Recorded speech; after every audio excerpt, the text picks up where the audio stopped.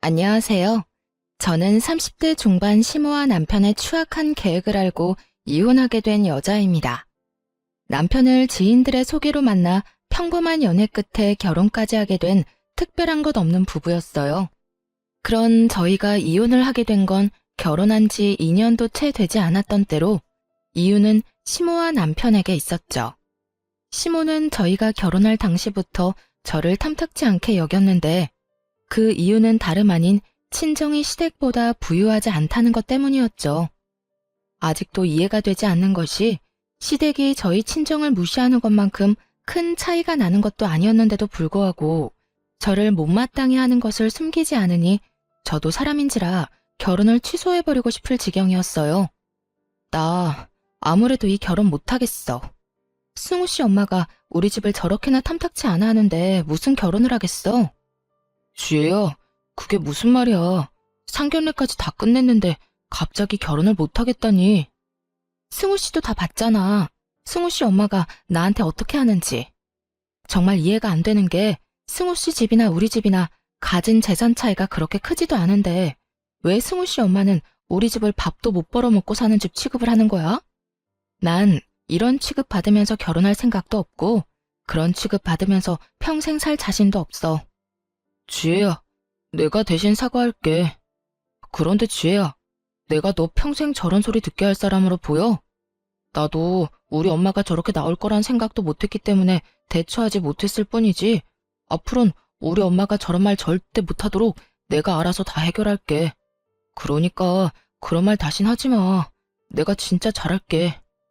결혼을 다시 생각해보자는 제 말에 남편은 저를 설득하기 시작하더라고요.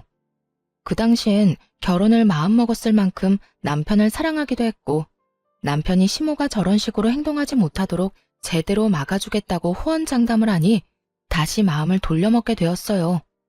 거기에다 아빠가 일찍 돌아가시고 혼자 계신 엄마에게도 지극정성으로 하는 모습에 한 번 더 믿어보자 싶었던 거였죠. 그렇게 결혼까지 하고 나니 남편이 시모에게 잘 이야기하긴 했는지 더는 재산 문제로 걸고 넘어지는 일은 없었어요. 저 역시 그런 뒷말이 나오게 하지 않으려고 애초에 정확히 반반 결혼을 하기도 했고 누구 한 명이 더 많이 쓰는 일 없이 정확하게 계산해서 반반 결혼이라는 사실을 양가 집에 다 알리기도 했어요. 그 이후로 시모에게 시달리는 일은 없을 거라 안심했는데 시모는 재산으로 말을 할 수 없게 되자 괜한 트집을 잡아 절 괴롭히기 시작했어요. 주말마다 저희 부부를 시댁으로 부르더니 저에게 음식을 알려준다는 명목으로 온갖 일을 시키기 시작하더라고요. 예, 오늘은 김장 좀 하자. 네? 김장이요? 김장철도 아닌데요. 김장은 꼭 김장철에만 하라는 법이라도 있니? 김장김치를 먹고 싶으면 김장하는 거지. 그래도 어머님 댁에도 김치 많고 저희도 아직 김치가 많은걸요. 넌 어른 말에 하나부터 열까지 이렇게 말대꾸 할 거니? 그냥 하라고 하면 좀 해. 처음 불렀을 땐 밑반찬을, 두 번째 불렀을 땐 전복죽을 한 냄비 끓여 소분에 얼리라고 하더니 결국 김장하라는 말까지 나오더군요. 처음엔 남편도 시댁에 갈 때마다 제가 갖은 고생을 하니 저를 도와주려고 노력했지만 그럴 때마다 시모의 불호령이 떨어졌어요. 여보, 내가 뭐 도와줄 거 없어? 재료라도 다듬어 줄까? 아니면 식기라도 씻어줘? 아들, 너 지금 뭐해? 남자가 주방에 들어와서 그러는 거 아니라고 했지? 엄마 밥 얻어먹고 살 때도 안 하던 짓을 왜 이제야 와서 하려고 그러는 거야? 살던 대로 살아, 하던 대로 하고. 혹시 네 집사람이 잔소리라도 하니? 우리 집에 있다가 너희 집에 가면 못 살기라도 구는 거야? 그런 거 아니야, 엄마. 그냥 주말에 쉬지도 못하고 이러고 있으니까 마음에 걸려서 그렇지. 네 눈엔 엄마 힘든 건 보이지도 않아? 그저 마누라밖에 안 보이지?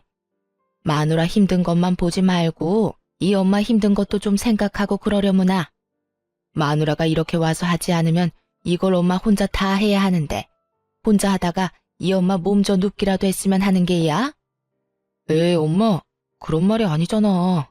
두 사람 다 힘드니까 내가 도우면 좀 더 수월하게 끝날 거 아니야. 얼른 끝내고 다 같이 쉬자. 네가 무슨 도움이 된다고? 헛소리 하지 말고 얼른 주방에서 나가지 못해? 가자미 눈을 뜨고 시모가 고함을 질러대자 남편은 하는 수 없이 주방 밖으로 나가게 되었고 그 후론 가운데서 눈치만 살필 뿐 어떤 행동도 취하지 못했어요.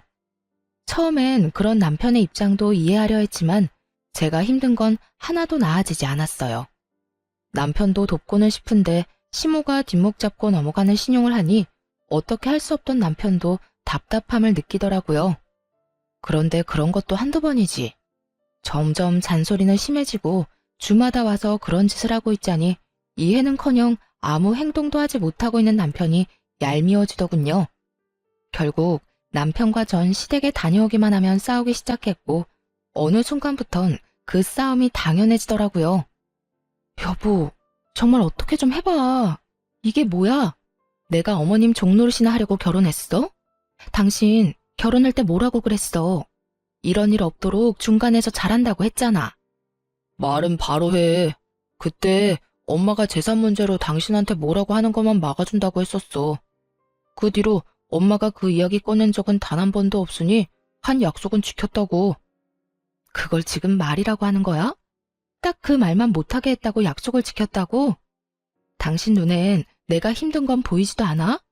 처음엔 어떻게 해서든 도와주려고 노력이라도 하더니 왜 요즘엔 강 건너 불구경인데? 왜 아무것도 하려고 하지도 않냐고. 그래서 나보고 어쩌라는 거야. 엄마가 내가 나서기만 하면 뒤로 넘어갈 태세로 화를 내는데. 당신은 당신 엄마가 그 정도 화낸다고 뒤로 넘어갈 사람으로 보여? 절대 그렇게 약한 분 아니니까 도와주거나 말하라고. 아, 몰라. 내 나름대로 최선을 다하고 있으니까 그렇게 못 참겠으면 당신이 못하겠다고 당당하게 말해. 그러면 되겠네. 이런 식으로 나온다 이 말이지? 그래, 알겠어. 그러면 내가 알아서 해결할 테니까 그때 가서 후회하지 마. 후회? 난 후회 같은 거 안 해. 그러니까 뭐든 당신 스스로 해결하라고. 그렇게 다시 주말이 왔고 남편은 시모에게 괴롭힘 당하는 저에게 아예 시선조차 주지 않더라고요. 저희 사이의 미묘한 기류를 눈치챈 시모는 더욱 신나서 저에게 살림 교육을 시킨다는 명목하에 저를 더 쥐잡듯이 잡아대고 있었고요. 도저히 이렇게는 못 산다는 생각이 들었고 시모를 똑바로 바라보며 이렇게 말했어요. 어머님, 저 매주 이렇게 와서 배우는 거 힘들어서 못하겠어요. 더도 덜도 말고 딱 저렇게 말했더니 시모가 당황스럽다는 듯 저를 보더라고요. 그랬겠죠. 이렇게까지 대놓고 힘들다 못하겠다는 말이 제 입에서 나올 거라 생각하지 못했을 테니까요. 이전까지야 남편이 그래도 눈치라도 살피고 다툼이 있긴 했어도 그 끝엔 언제나 미안하다고 했었거든요.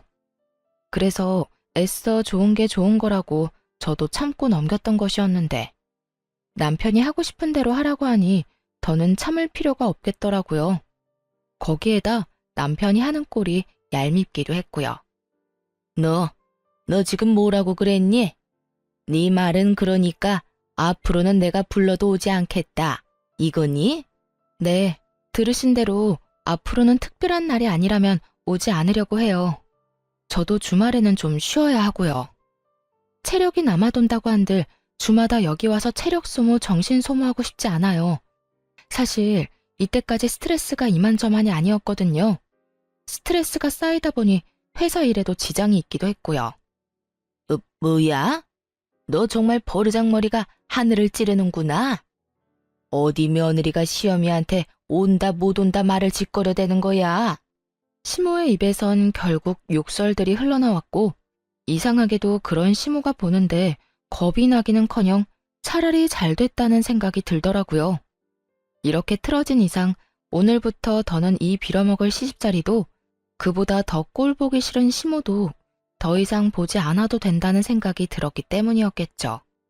저는 이왕 저지른 김에 확실히 하자 싶은 생각에 하고 있던 모든 일을 내팽겨치며 말했습니다. 버르장머리가 없다고 생각해도 어쩔 수 없네요.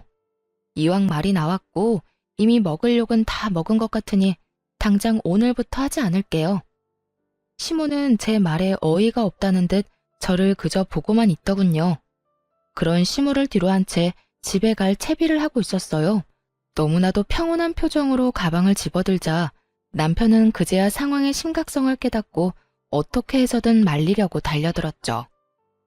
여보, 왜 이래 갑자기? 당신 지금 너무 흥분했어. 일단 흥분을 좀 가라앉히고 생각을 좀 해보라고.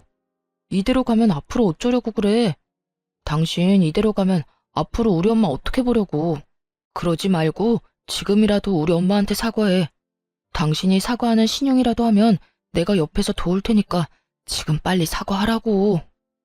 내 말 못 들었어? 더는 힘들어서 이렇게는 못 살아. 그러니까 어머님 마음 상한 게 그렇게 걱정이 되면 당신이 사과하고 당신이 마음 풀어드려. 그러면 되잖아. 당신 진짜 그걸 말이라고 해? 지금 제정신 아니지? 미친 거지? 제발 정신 차려. 지금 정신 차려야 할 사람이 누군데? 왜 내가 사과를 해야 해? 잘못한 사람이 누군데? 아무 잘못도 없는 사람을 그저 며느리란 이유로 주말마다 불러서 못 살게 군 사람이 누군데 나한테 사과를 하라고 하냐고. 난 100번 죽었다 깨어나도 잘못한 게 없어서 사과 같은 거 할 생각은 없으니까 그런 줄 알아. 그렇게 남편과 저의 말다툼이 시작되었고 남편은 시모에게 사과를 해라. 전 절대 못한다고 하며 양보도 없는 싸움이 이어지고 있던 그때였어요. 가방 속에 있던 전화가 울리고 잠시 싸움을 멈추고 전화를 받았어요. 양숙희 씨 따님 맞으신가요? 저는 구급센터 대원인데요. 어머님께서 신호등을 건너시다가 음주운전 차량과의 교통사고로 현재 병원으로 옮겨졌습니다. 지금 빨리 병원으로 좀 오셔야 할 것 같습니다. 상황이 좋지 않아요. 그 순간 잠시 정신이 멍해졌어요. 옆에 있던 남편은 계속 시모에게 사과를 강요하고 있는 상황에 남편을 뿌리친 채 병원으로 달려갔어요. 병원에 도착해 엄마를 부르는 순간 엄마는 눈을 감아버렸고 그게 마지막이 되어버렸습니다. 갑작스럽게 엄마가 돌아가시고 장례를 치르는 내내 저는 정신이 나가버린 사람처럼 아무 생각도 할 수 없었어요. 그런 저를 대신해 모든 일을 남편과 시모가 대신해 주었고 정신이 조금 돌아왔을 땐 장례가 끝난 뒤더라고요. 집으로 돌아와 현실을 받아들이고 있으니 남편이 제 눈치를 살피며 서류를 건네주더군요. 여보, 이거 보험회사에서 주고 갔어. 응? 보험회사? 이게 뭐지? 나도 잘 몰라. 그냥 당신한테 전해주라고 하더라. 당신이 장례식장에서 워낙 정신이 없어 보이니까 나한테 준 것 같아. 여기 명함도 같이 받아뒀으니 서류 살펴보고 연락 한번 해봐. 남편은 서류를 건네주곤 화장실로 가버렸고 혼자 서류들을 살펴보았어요. 그 서류들은 엄마의 사망보험금 서류였는데 엄마가 저도 모르게 사망보험을 들어놓았던 것이었죠. 언제 닥칠지 모를 죽음의 순간을 준비하며 남아있을 딸 생각을 먼저 한 엄마를 떠올리니 눈물이 왈칵 쏟아져 나오더라고요. 엄마가 저를 위해 준비한 서류들을 보며 하늘에 계신 엄마가 걱정하지 않게 정신을 다잡고 지금보다 더 잘 살아야겠다고 다짐했어요. 그 후 더 밝게 그리고 더 열심히 살려고 노력했고 이땐 시모도 더는 저를 시댁으로 부른다거나 괜한 트집을 잡는다거나 하는 일은 없었어요. 친정 부모님을 모두 잃은 제가 안타까워 이제 좀 잘해주려나 보다 생각했죠. 남편 역시 저에게 온갖 정성을 다하고 있었고요. 하지만 정신을 차리고 괜찮은 척해도 세상에 혼자 내던져진 우울감이 줄어들지 않더군요. 회사 일을 계속하는 것은 아무래도 무리였고 잠시 회사를 쉬며 정리하는 시간을 갖기로 했어요. 회사를 그만둔 후 엄마가 가지고 있던 여러 재산과 보험들을 정리하러 갔어요. 그 금액은 제가 생각한 것보다 꽤 컸어요. 남편에게 알리지 않고 조용히 혼자 처리하기 시작했죠. 어느 정도 말끔하게 마무리가 되어갈 때쯤 남편이 이런 말을 꺼내더라고요. 나 회사 그만둘까 봐. 너무나 갑작스러웠고 한편으론 의아했어요. 그 전까진 회사에 대해선 단 한마디도 언급이 없었는데 이렇게 갑자기 회사를 그만둔다고 하니 의아할 수밖에 없는 상황이었죠. 뭐? 회사는 갑자기 왜? 무슨 일 있어? 아니, 아무 일도 없는데 장모님 돌아가시고 당신도 너무 힘들어했고 요즘도 당신 보고 있으면 내가 걱정이 돼. 그래서 나도 회사 그만두고 이참에 당신이랑 같이 쉬면서 여기저기 다니는 것도 좋을 것 같은데 당신 생각은 어때? 최선을 다해 제 핑계를 대고 있었지만 그저 그냥 본인이 원해서 그만두겠다는 거잖아요. 남편 역시 상황이 여의치 않고 회사 생활이 너무 힘들다면 그만두고 쉬는 걸 반대할 생각은 없었지만 저도 쉬고 있는 상황에서 남편마저 회사를 그만둬 버린다면 앞으로 생활은 어떻게 할 건지 궁금하더라고요. 나 때문에 걱정되어서 그만두는 거라면 굳이 그럴 필요는 없고 당신이 너무 힘들어서 못 견딜 상황이면 그만둬. 그런데 나도 지금 이렇게 쉬고 있는데 당신마저 쉬면 우리 생활은 어떻게 하려는 거야? 그게 나 사업이나 좀 해보려고. 오래전부터 생각해둔 사업이 있는데 퇴직금으로 시작은 충분히 해볼 수 있을 것 같아. 혹시나 모자라면 장모님 재산 정리한 돈 있잖아. 그거 조금만 보태주면 어려움 없이 시작할 수 있을 거야. 역시 제 예상이 맞았어요. 저와 함께 시간을 보내고 싶다던 말은 듣기 좋은 핑계였고 남편의 머릿속엔 이미 계획이 다 세워져 있었죠. 심지어 저는 한 번도 생각해 본 적도 없었던 엄마의 재산까지 사업 계획에 넣어서 말이죠. 사업 좋죠. 그럴 만한 그릇이 된다면 직장 생활보다 사업하는 게 성공할 가능성이 높겠죠. 하지만 제가 아는 남편은 사업할 그릇이 안 되는 사람이거든요. 그런 남편에게 엄마가 남기고 간 돈까지 끌어다 주며 괜한 시간 낭비, 돈 낭비는 절대 하고 싶지 않았어요. 경기 안 좋다고 하루가 멀다고 뉴스에서 난리인데 사업은 무슨 사업이야. 요즘 하던 사업도 전부 망해서 접는다더라. 이상한 생각하지 말고 그냥 회사 생활이나 잘해. 그렇지 않아도 머릿속도 복잡하고 마음도 좋지 않은데 당신까지 신경 쓰이게 하지 말아줘. 응? 단호하게 안 된다고 이야기했더니 오히려 남편은 태세를 바꿔 그저 가벼운 농담이었다는 식으로 말을 바꾸더라고요. 나도 막 진지하게 한 이야기는 아니었어. 그냥 혹시나 내가 회사를 그만두게 되면 나이도 있고 하니까 재취업보다는 사업을 하는 게 좋지 않을까 했던 거지. 그냥 가볍게 한 이야기니까 너무 기분 나빠하지 마. 기분이 나쁜 게 아니라 그냥 좀 당황스럽긴 하네. 하여튼 사업은 반대니까 그런 줄 알아. 남편의 행동과 말이 내심 수상하긴 했지만 가볍게 생각하고 넘기고 말았어요. 왜 회사 생활 오래 하다 보면 다들 이렇게 살 바엔 내 사업하면서 눈치 안 보고 살고 싶다고들 하잖아요. 남편 역시 그런 시기가 왔나 보다 하고 대수롭지 않게 여겼던 것이었죠. 하지만 이런 제 생각과는 달리 이상한 일이 계속해서 일어나더라고요. 일단 제일 이상한 것은 시모의 행동이었어요. 시모는 그런 이야기가 오가고 난 후 계속해서 저희 집으로 반찬을 해서 가지고 오더라고요. 큰일 치른 며느리에게 반찬 좀 해다 주는 게 뭐가 그리도 이상한 일로 여기느냐고 하시는 분도 있겠지만 반찬도 반찬이지만 정말 이상한 건 시모의 표정이었어요.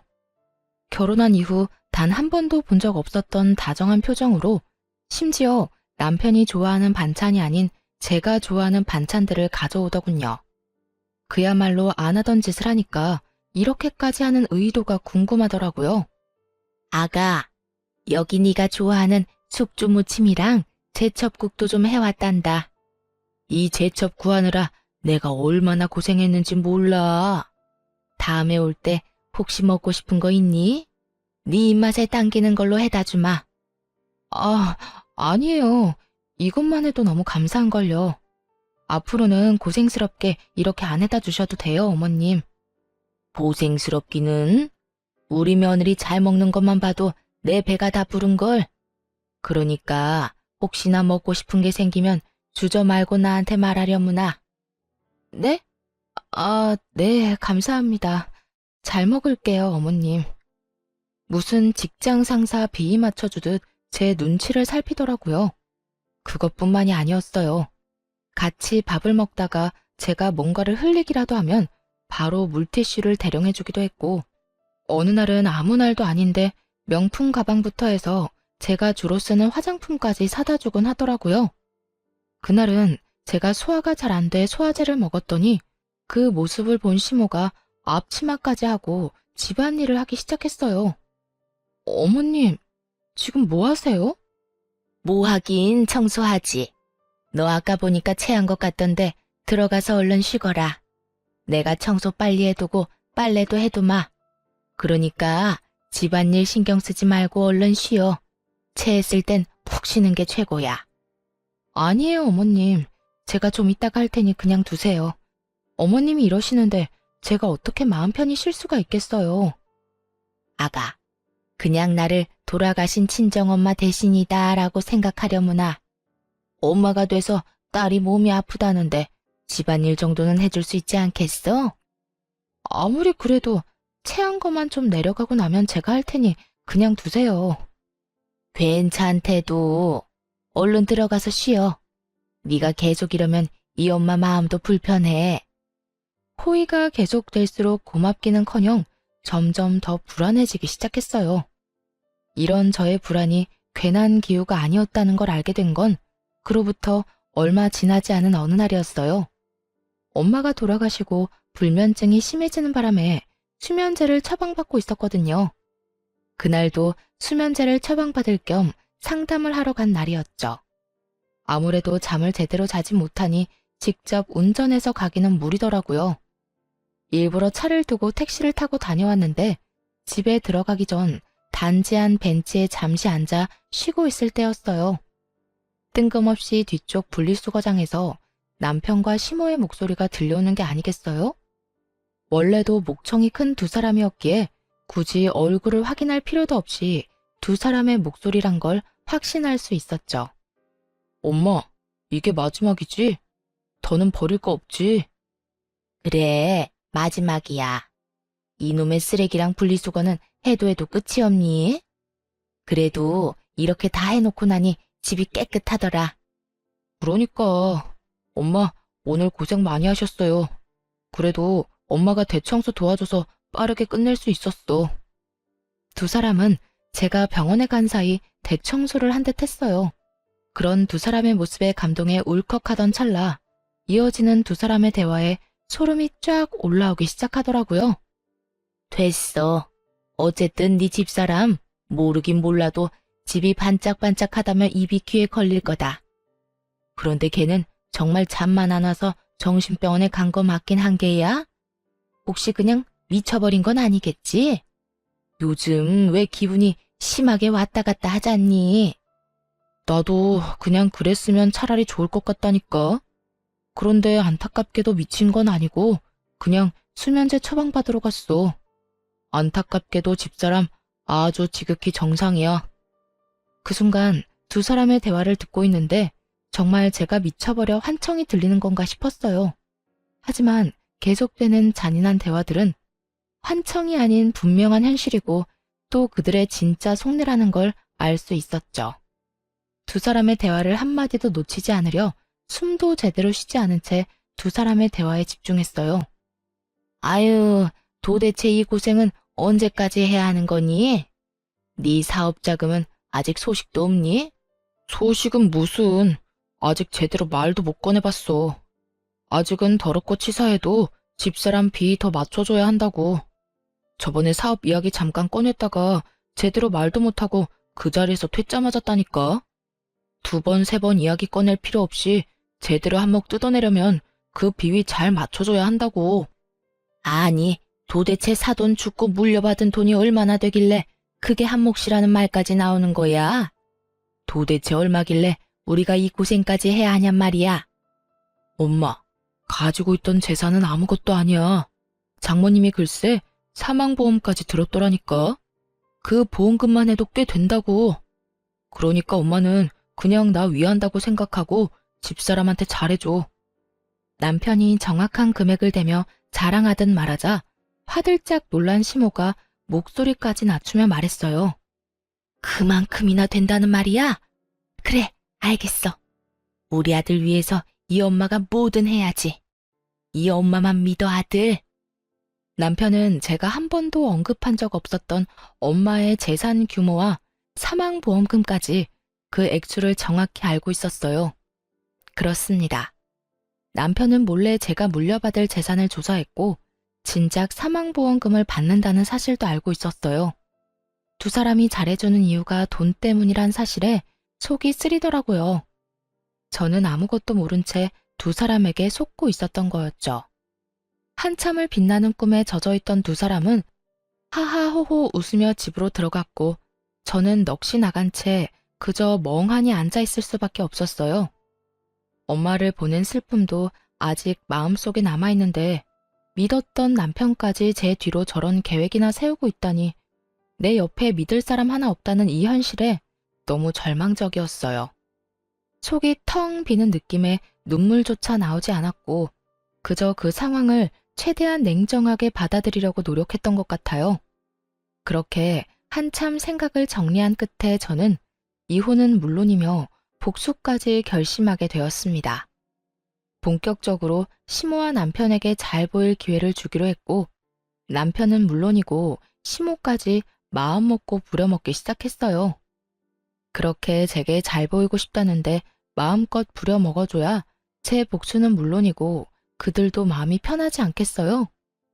어머님, 내일도 혹시 오실 건가요?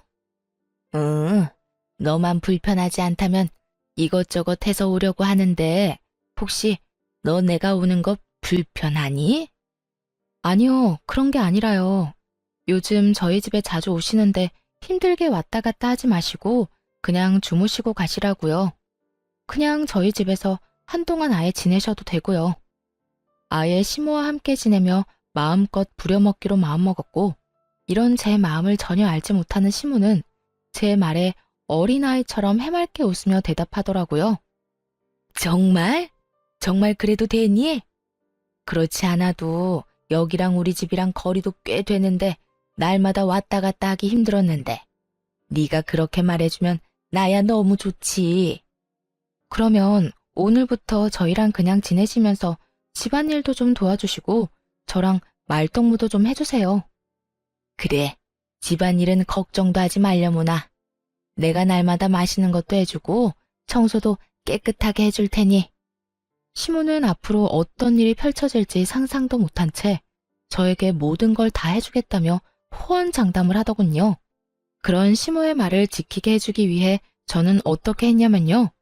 아주 밤낮 없이 식사를 요구했고 청소를 하게 만들었고 또 새벽엔 손이 많이 가는 음식이 먹고 싶다며 시모를 깨웠어요. 어머님, 어머님, 저 지금 잔치국수가 너무 먹고 싶어요. 응? 지금 이 새벽에 말이냐? 네, 자다 깼는데 잔치국수가 너무 먹고 싶어서 잠이 안 오는 거 있죠? 아무래도 지금 해주시는 건 무리겠죠. 너무 먹고 싶긴 한데 어머님이 정 힘들다고 하면 어쩔 수 없고요. 아, 아니다. 지금 해주마. 자고로 음식은 먹고 싶을 때 먹어야 제일 맛있는 법이지. 밤낮 할 것 없이 대놓고 부려먹는 제 행동에 시모는 화가 단단히 난 듯 보였지만 어쩌겠어요. 아들의 사업 자금이 달린 문제인데 절대 포기하지 않더라고요. 그렇게 며칠 괴롭히고 나니 시모의 얼굴은 점점 더 썩어가고 있었고 시모가 폭발할 타이밍에 맞춰 남편 사업 자금에 대해 말을 꺼냈어요. 여보, 요즘 회사 생활 어때? 힘든 건 없어? 회사? 회사야 늘 힘들지. 당신도 잘 알 거 아냐. 잘해도 욕먹고 못하면 더 욕먹는 게 회사 일이라는 거. 그런데 갑자기 그건 왜 묻는 거야? 그게 저번에 왜 당신이 사업 이야기 꺼냈었잖아. 그때 내가 단칼에 안 된다고 한 게 마음에 자꾸 걸리더라고. 당신도 당신대로 힘들고 한참 생각해보고 그런 말을 꺼냈을 텐데 내 입장만 생각하고 거절부터 한 것 같아서 미안하기도 했고 말이야. 그래서 하는 말인데 아직도 사업 생각이 있는 거야? 최대한 미안하다는 표정을 지어 보이며 남편에게 사업 이야기를 꺼내자 기다렸다는 듯이 숨도 쉬지 않고 말하더군요. 그럼 당연히 사업 생각 있지. 그때 당신한테 말을 못했는데 사실 구체적으로도 계획을 다 세워놨어. 당신이 금전적으로 좀 도와주기만 하면 바로 시작해도 될 정도라니까. 그래? 계획서 있으면 나 좀 보여줘. 보고 괜찮으면 투자 좀 하든가 할게. 정말? 정말이지. 내가 조금 있다가 당신 보기 편하게 정리해서 보여줄 테니까 당신은 잘 보고 투자해 주기만 해. 그러면 내가 정말 열심히 일해서 호강이란 호강은 다 시켜줄 테니까. 전 그저 투자할 생각이 있다고만 했을 뿐인데 남편은 이미 투자받은 사람처럼 다음날 바로 사표를 쓰고 와서는 본격적으로 사업을 준비하기 시작하더군요. 저는 최고의 타이밍을 잡아 이혼을 통보할 때를 기다리고 있었어요. 두 사람이 외출한 사이 보이지 않는 곳에 홈 CCTV를 설치해 시모와 남편의 추악한 계획을 뒷받침할 증거도 확보해 놓기로 했어요.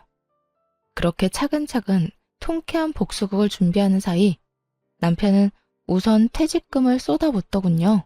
대책이라고는 오직 제 투자금뿐인 상황에서 일은 일대로 벌이는데 더는 발 빼지 못하는 상황이 되고 있었죠.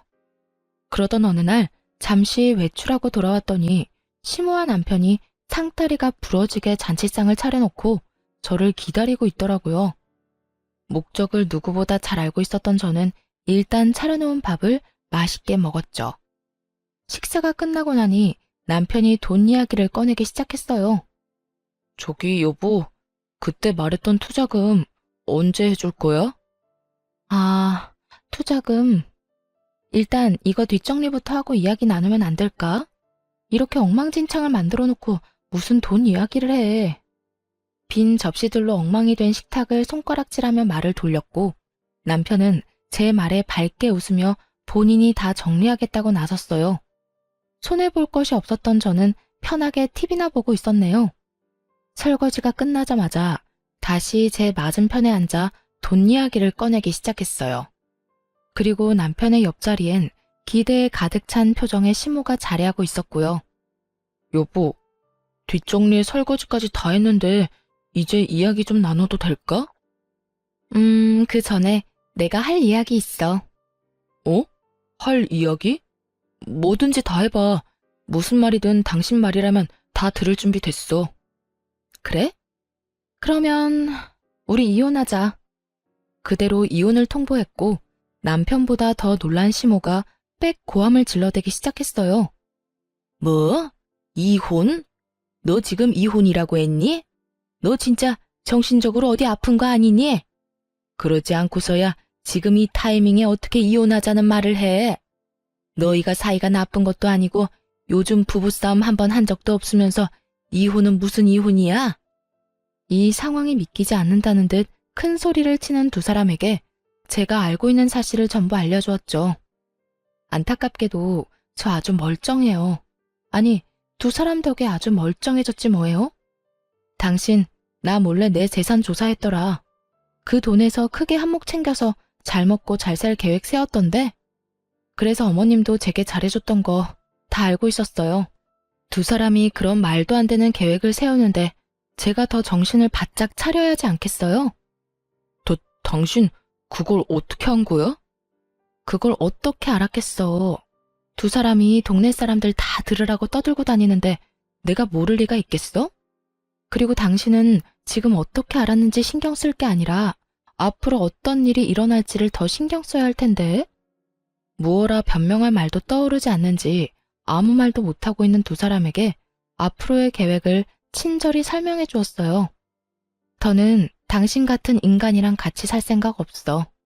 만약 당신이 싫다고 하면 소송을 해서라도 이혼할 거고, 물론 위자료 청구도 다 할 생각이야. 당연히 이혼할 남편한테 사업자금 대줄 일도 없을 거고 말이야.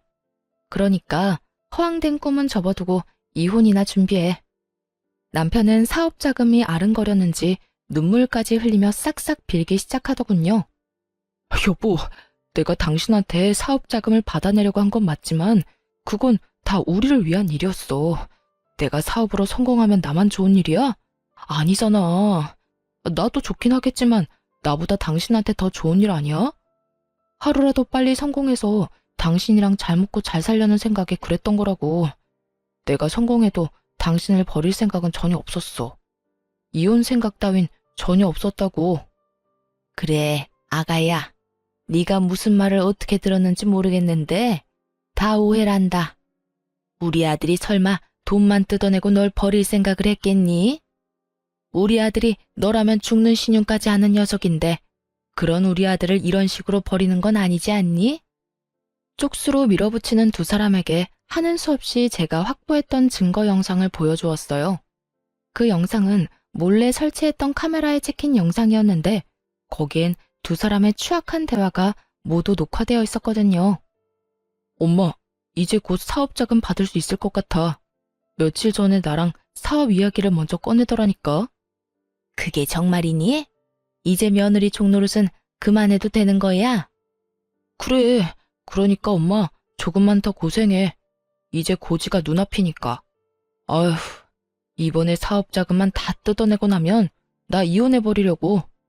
장모님 돌아가신 지가 언젠데 아직도 우중충해서는. 보는 내가 우울증 걸릴 것 같다니까.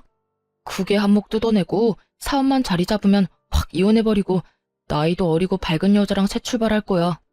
그래, 그건 나도 찬성이다. 내가 말을 안 해서 그렇지 저 물건 요즘 얼마나 기고만장한 줄 아니? 시어머니 알기를 얼마나 우습게 하는지. 새벽에 날 깨워서 이거 해달라 저거 해달라. 내가 정말 머리끝까지 화가 난 날이 하루 이틀이 아니었다. 하루빨리 성공해서 고분고분한 며느리 보게 해줘. 그런데 아들, 이번에 사업 자금 받으면 이 엄마 집도 옮겨줄 거지? 지금 집도 좋긴 한데 엄마 더 큰 집에서 살고 싶어. 당연하지. 내가 집만 옮겨주겠어? 사업 성공만 하면 엄마가 해달라는 거 다 해줄게. 정말이야?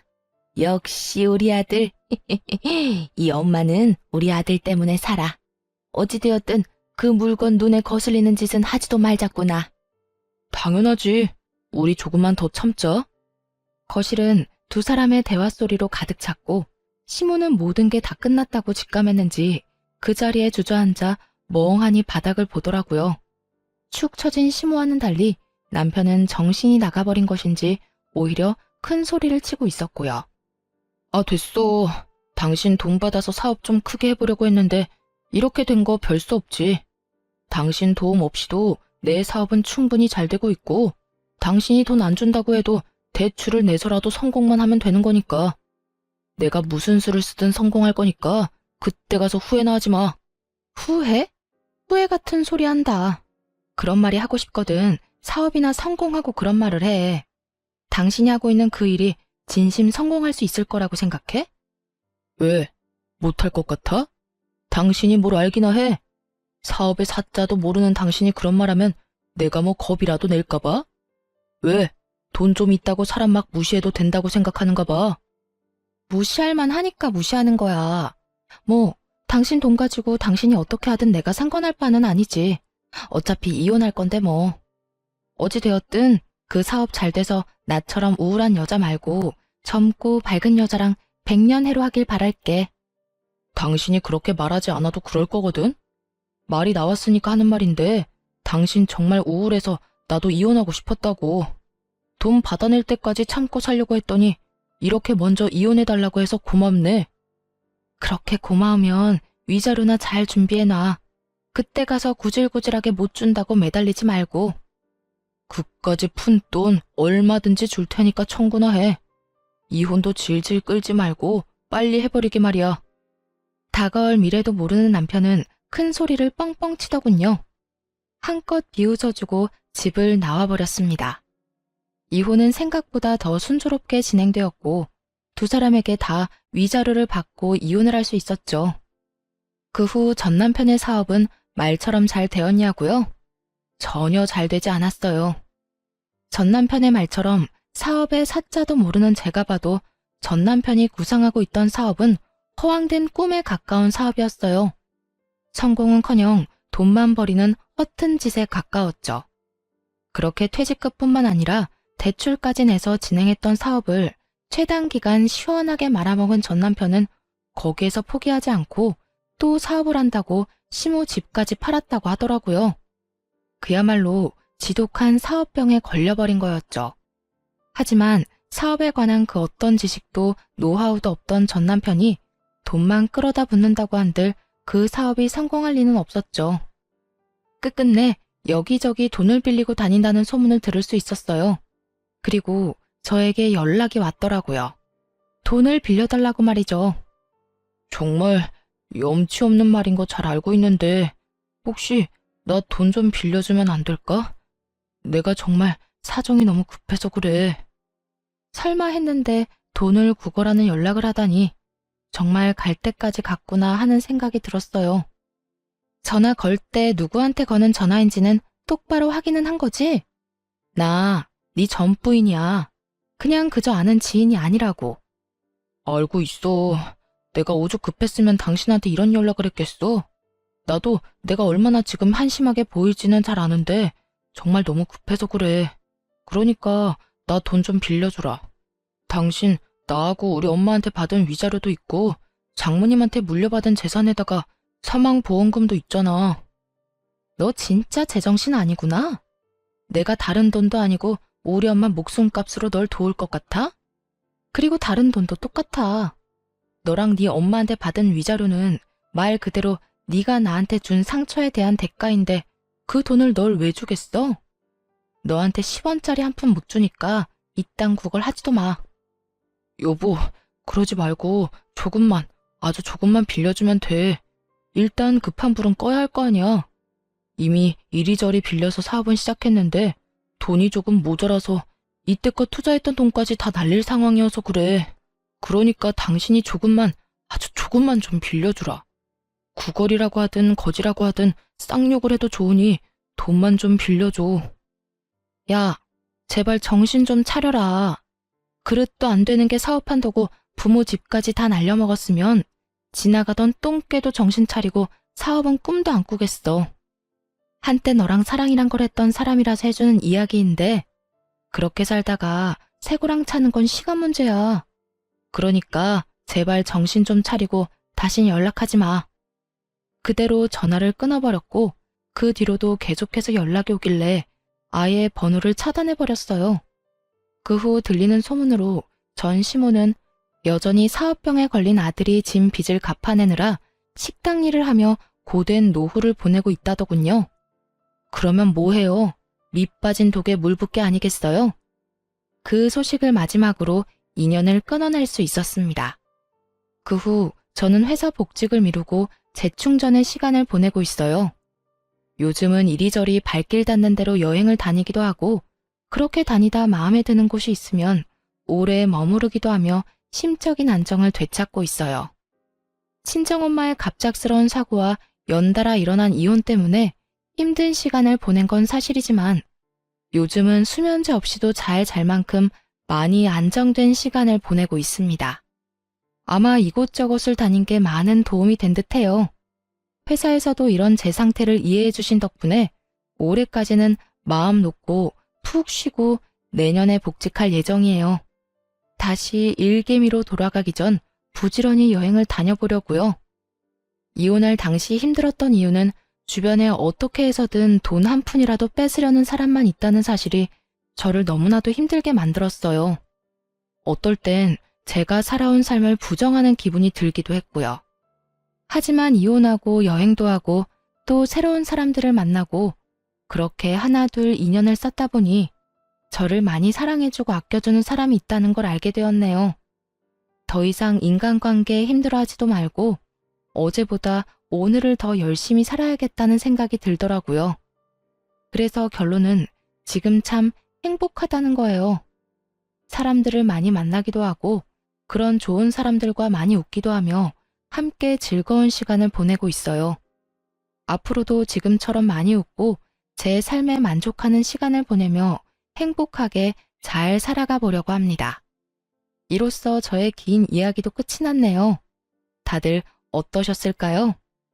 긴 이야기가 지루하진 않으셨을지 걱정스럽기도 하네요. 지금까지 함께 해주셔서 정말 감사하며 늘 행복하시길 바라겠습니다.